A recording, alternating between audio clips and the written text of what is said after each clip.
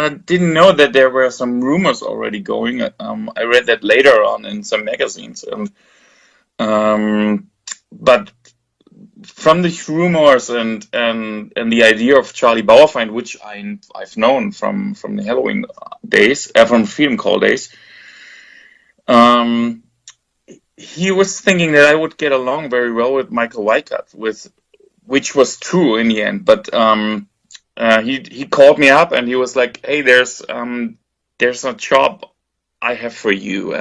Maybe it's just recording an album. We need a studio guitarist, and um, well, it's Halloween, and Michael, he wants to call you on the next couple of days." And by that time, I wasn't into that kind of music anymore. I was concentrating on writing pop songs, producing with other bands, and so I was like, okay, I'm not sure if that's the thing for me, since I did with Freedom Call a couple of tours and it kind of didn't work out for me. So I was like, okay, let's see what's gonna happen. And then 30 minutes later, Michael called me. So and from the day on, we were talking a lot and having like 4 weeks hang out together. So they invited me to come to Tenerife, which was for me, by that time I was, I think, 25 years old, which was a huge thing,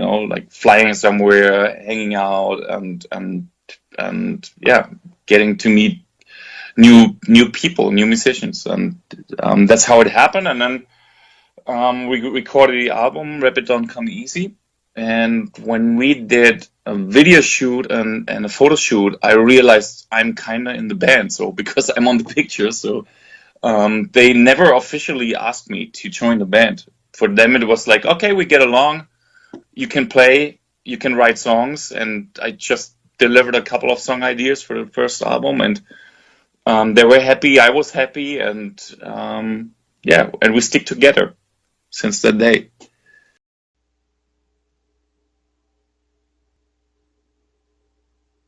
When I was younger, I wasn't aware of what's going to happen. For me, it was like I was in a different scene, I had different looks, which I kept for still today, but I wasn't prepared for such a thing. So, to be honest, the first album we did, it was kind of album needs to get finished. There's a deadline, and do you have some songs? We have songs here. Can you play all that stuff? And yeah, it was kind of rough time.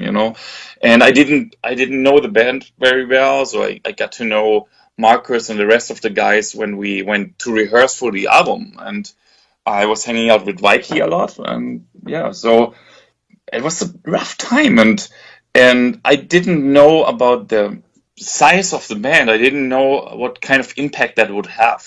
For me, it was like, okay, there's a heavy metal band, and I'm playing heavy metal, and um, I wasn't really aware of what's going to happen, and it was a big impact in my life. But by that time, I didn't think, oh, there's this legendary band, and yes, I want to do this. I wasn't sure in the beginning. I really wasn't sure. I know that's not what fans want to hear. They want to hear this story of someone being being a fan of the band, and they chose you to join the band, and a dream came true.